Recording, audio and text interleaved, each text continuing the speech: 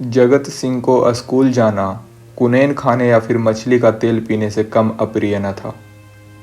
वह सैलानी आवारा घुमक्कड़ युवक था। कभी अमरूद के बागों की ओर निकल जाता और अमरूदों के साथ माली की गालियां बड़े शौक से खाता।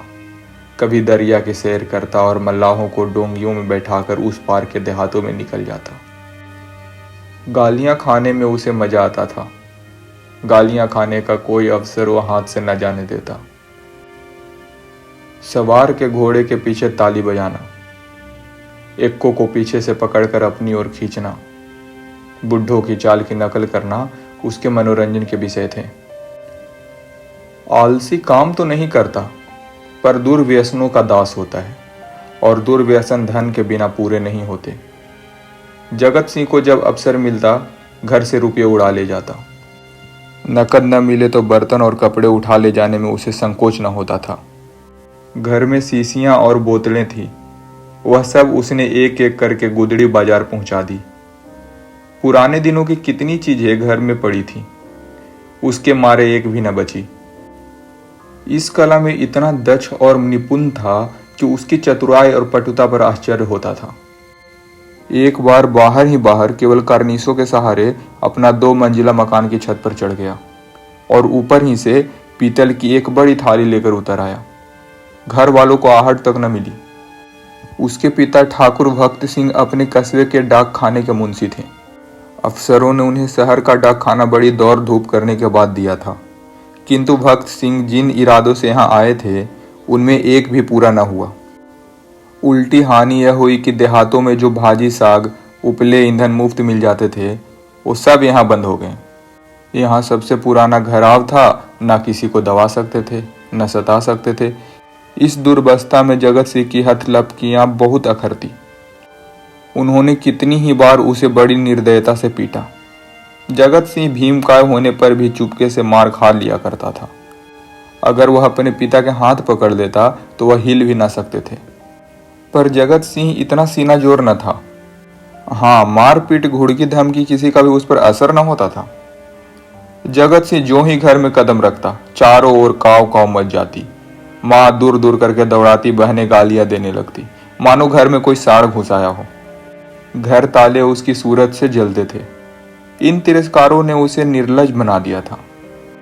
कष्टों के ज्ञान से वह निर्द्वंद सा हो गया था।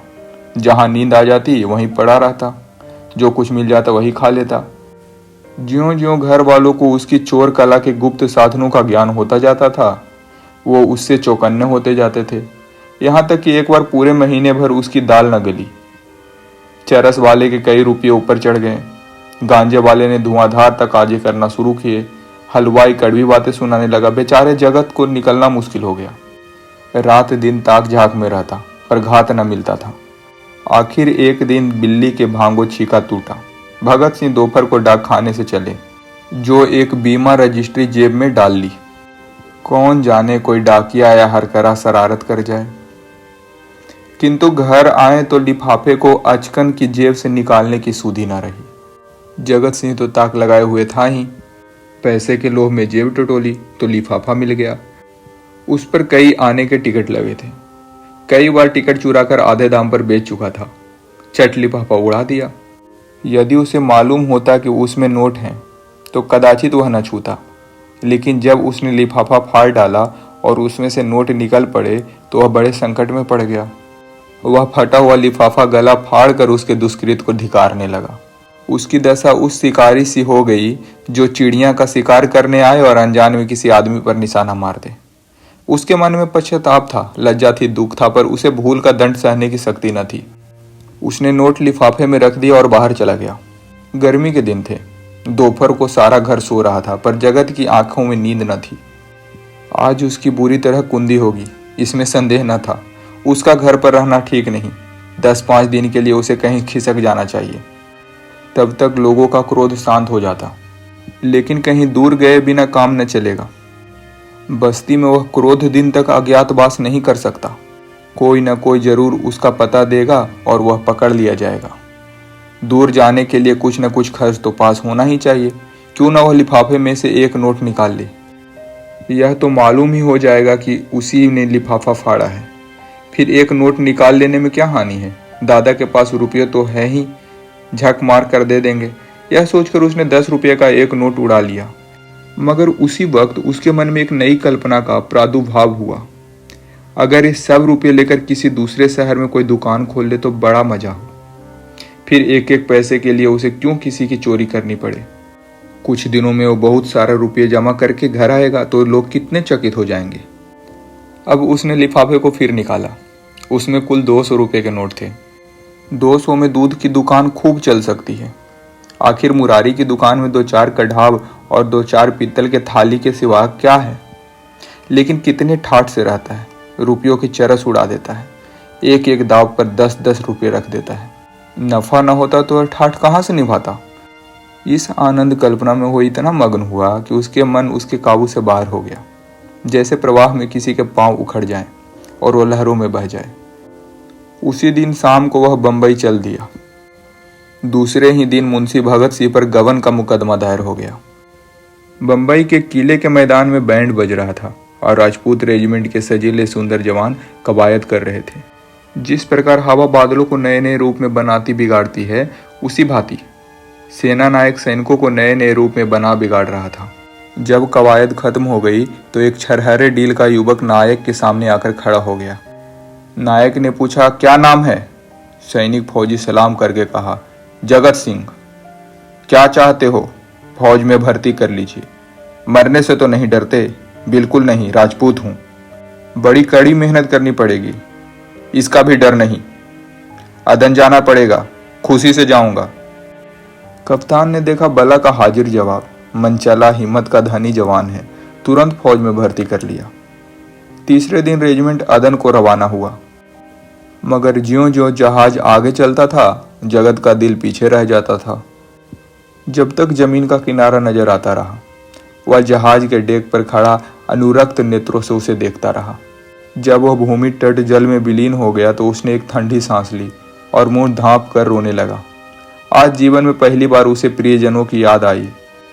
वह छोटा सा कस्बा, वह गांजे की दुकान, वह सैर सपाटे, वह सुहृद मित्रों के जमघट आंखों में फिरने लगे। कौन जाने फिर कभी उनसे भेंट होगी या नहीं। एक बार वह इतना बेचैन हुआ कि जी में आया कि पानी में कूद पड़े। जगत सिंह को अदन में रहते 3 महीने गुजर गए। भांति भांति की नवीनताओं ने कई दिनों तक उसे मुग्ध किए रखा, लेकिन पुराने संस्कार फिर जागृत होने लगे। अब कभी कभी उसे स्नेहमयी माता की याद आने लगी, जो पिता के क्रोध और बहनों के धिक्कार, स्वजनों के तिरस्कार में उसकी रक्षा करती थी।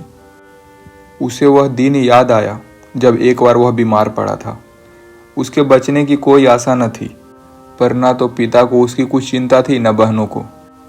केवल माता थी, जो रात की रात उसके सिरहाने बैठी अपनी मधुर स्नेहमयी बातों से उसकी पीड़ा शांत करती थी। उन दिनों कितनी बार उसने उस देवी को नीब रात्रि में रोते देखा था। वह स्वयं रोगों से जिर्ज हो रही थी, लेकिन उसकी सेवा शुश्रूषा में वह अपनी व्यथा को ऐसे भूल गई थी मानो उसे कुछ कष्ट ही नहीं। क्या उसे माता के दर्शन फिर होंगे? वह इसी क्षोभ और निराशा में समुद्र के तट पर चला जाता और घंटों अनंत जल प्रवाह को देखा करता। कई दिनों से घर पर एक पत्र भेजने की इच्छा हो रही थी, किंतु लज्जा और गिलानी के कारण वह टालता जाता था। आखिर एक दिन उससे रहा न गया। उसने पत्र लिखा और अपने अपराधों के लिए क्षमा मांगा। पत्र आदि से अंत तक भक्ति से भरा हुआ था। अंत में उसने इन शब्दों से अपनी माता को आश्वासन दिया, माता जी, मैंने बड़े बड़े उत्पाद किए हैं। आप लोग मुझसे तंग आ गई थी। मैं उन सारी भूलों के लिए सच्चे हृदय से लज्जित हूँ और आपको विश्वास दिलाता हूँ कि जीता रहा तो कुछ न कुछ करके दिखाऊंगा। तब कदाचित आपको मुझे अपना पुत्र कहने में संकोच न होगा। मुझे आशीर्वाद दीजिए कि अपनी प्रतिज्ञा का पालन कर सकूं। यह पत्र लिखकर उसने डाक खाने में छोड़ा और उसी दिन से उत्तर की प्रतीक्षा करने लगा। किंतु 1 महीना गुजर गया और कोई जवाब न आया। उसका जी घबराने लगा। जवाब क्यों नहीं आया? कहीं माताजी बीमार तो नहीं है? शायद दादा ने क्रोध बस से जवाब न लिखा होगा। कोई और विपत्ति तो नहीं आ पड़ी। कैंप में एक वृक्ष के नीचे कुछ सिपाहियों ने शालिग्राम की एक मूर्ति रख छोड़ी थी। कुछ श्रद्धालु सैनिक रोज उस प्रतिमा पर जल चढ़ाया करते थे।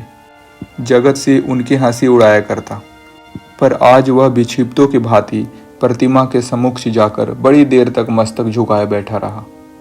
वह इसी ध्यान अवस्था में बैठा था कि किसी ने उसका नाम लेकर पुकारा। यह दफ्तर का चपरासी था और उसके नाम की चिट्ठी लेकर आया था। जगत सिंह ने पत्र हाथ में से लिया तो उसकी सारी देह कांप उठी। ईश्वर की स्तुति करके उसने लिफाफा खोला और पत्र पढ़ा। उसमें लिखा था, तुम्हारे दादा को गबन के अभियोग में 5 वर्ष की सजा हो गई। तुम्हारी माता इस शोक में मरनासन है। छुट्टी मिले तो घर चले आओ। जगत सिंह ने उसी वक्त कप्तान के पास जाकर कहा, हुजूर मेरी माँ बीमार है, मुझे छुट्टी दे दीजिए। कप्तान ने कठोर आंखों से देखकर कहा, अभी छुट्टी नहीं मिल सकती तो मेरा इस्तीफा ले लीजिए। अभी इस्तीफा नहीं लिया जा सकता। मैं अब एक क्षण भी नहीं रह सकता। रहना पड़ेगा। तुम लोगों को बहुत जल्द लाभ पर जाना पड़ेगा। लड़ाई छिड़ गई है। आह, तब मैं घर नहीं जाऊंगा। हम लोग कब तक यहाँ से जाएंगे? बहुत जल्द, 2 ही 4 दिनों में। 4 वर्ष बीत गए। कैप्टन जगत सिंह सा योद्धा उस रेजिमेंट में नहीं है। कठिन अवस्थाओं में उसका साहस और भी उत्तेजित हो जाता है। जिस मुहिम में सबकी हिम्मतें जवाब दे जाती है, उसे सर करना उसी का काम है। हल्ले और धावे में वह सदैव सबसे आगे रहता है। उसकी तैयारियों पर कभी मैल नहीं आता। उसके साथ ही वो इतना विनम्र, इतना गंभीर, इतना प्रसन्नचित है कि सारे अफसर और मातहत उसकी बड़ाई करते हैं। उसका पुनर्जीतन सा हो गया। उस पर अफसरों का इतना विश्वास हो गया कि अब वो प्रत्येक विषय में उसे परामर्श करते हैं। जिससे पूछिए वही वीर जगत सिंह की बिरुदावली सुना देगा। कैसे उसने जर्मनों की मेघदीन में आग लगाई, कैसे उसने कप्तान को मशीन गनों की मार से निकाला, कैसे अपने एक मातहत सिपाही को कंधे पर लेकर नील आया। ऐसे जान पड़ता है उसे अपने प्राणों का मोह नहीं, मानो वह काल को खोजता फिरता हो। लेकिन नित्य रात्रि के समय जब जगत सिंह को अवकाश मिलता, वह अपनी छोलदारी में अकेले बैठकर घर वालों को याद कर लिया करता है। 2-4 आंसू की बूंदे अवश्य गिरा देता है। वह प्रति मास अपने वेतन का बड़ा भाग घर भेज देता है और ऐसा कोई सप्ताह नहीं जाता जबकि वह अपनी माता को पत्र न लिखता हो। सबसे बड़ी चिंता उसे अपने पिता की है, जो आज उसी के दुष्कर्मों के कारण कारावास की यातना झेल रहे हैं। हाय, वह कौन दिन होगा जबकि वह उनके चरणों पर सिर रखकर अपना अपराध क्षमा कराएगा और वह उसके सिर पर हाथ रखकर आशीर्वाद देंगे। 4.25 वर्ष बीत गए। संध्या का समय है। नैनी जेल के द्वार पर भीड़ लगी हुई है। कितने ही कैदी की मियाद पूरी हो चुकी है। उन्हें लेवा जाने के लिए उनके घर वाले आए हुए हैं, किंतु बूढ़ा भक्त सिंह अपनी अंधेरी कोठरी में सिर झुकाए उदास बैठा हुआ है।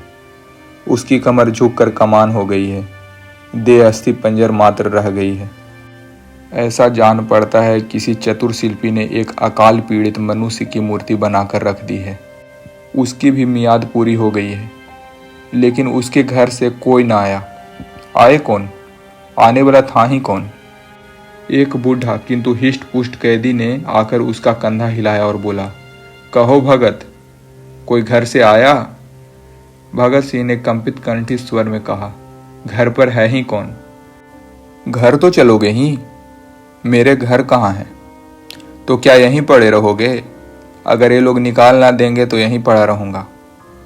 आज 4 साल के बाद भगत सिंह को अपने प्रताड़ित निर्वासित पुत्र की याद आ रही थी, जिसके कारण जीतन का सर्वनाश हो गया। आबरू मिट गई, घर बर्बाद हो गया। उसकी स्मृति भी असह्य थी, किंतु आज नारस्य और दुख की अथाह सागर में डूबते हुए उन्होंने उसी तिनके का सहारा लिया।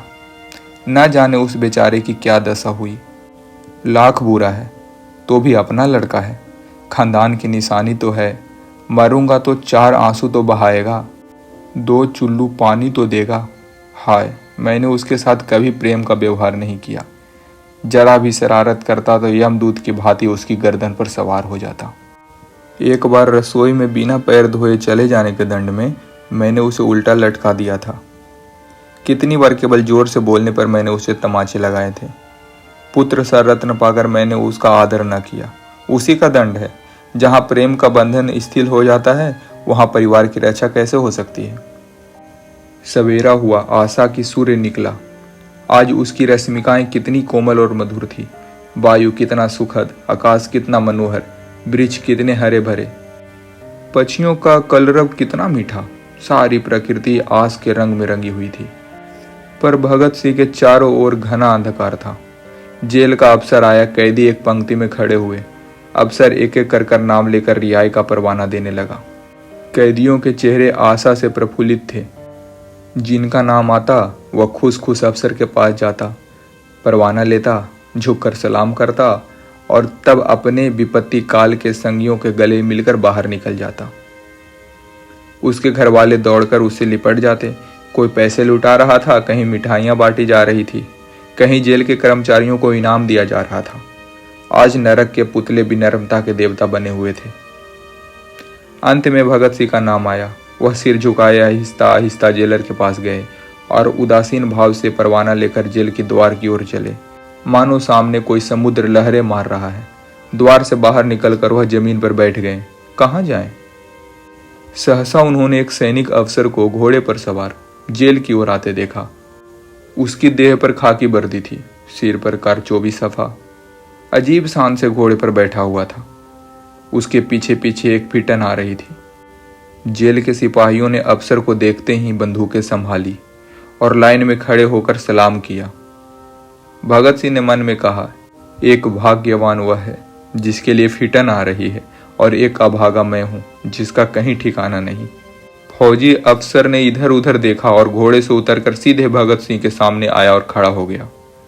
भगत सिंह ने उसे ध्यान से देखा और तब चौंक कर उठ खड़े हुए और बोले, अरे बेटा जगत सिंह। जगत सिंह रोता हुआ उनके पैरों पर गिर पड़ा। दोस्तों, अभी आप प्रेमचंद की लिखित कहानी कप्तान साहब सुन रहे थे। तो आपको कहानी कैसी लगी? अगर अच्छी लगी तो लाइक, शेयर और सब्सक्राइब जरूर करें। धन्यवाद।